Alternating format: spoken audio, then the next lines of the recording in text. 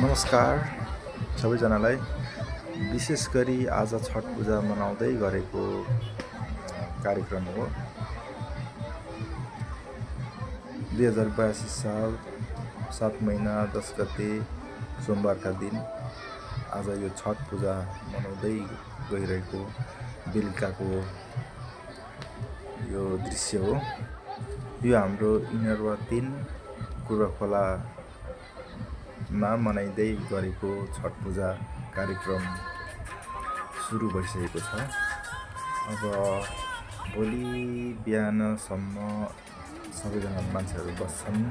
आज रातभरि भोलि बिहान 6 बजे 7 बजे 6 बजेतिर सबै सम्पन्न गरेर आफ्नो आफ्नो घर फर्किन्छन्।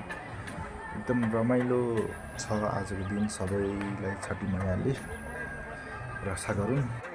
छठी मैयाले सबैलाई आशीर्वाद दिउँ। सबैले राम्रो होस्, सफल होस्, यही हो मेरो कामना।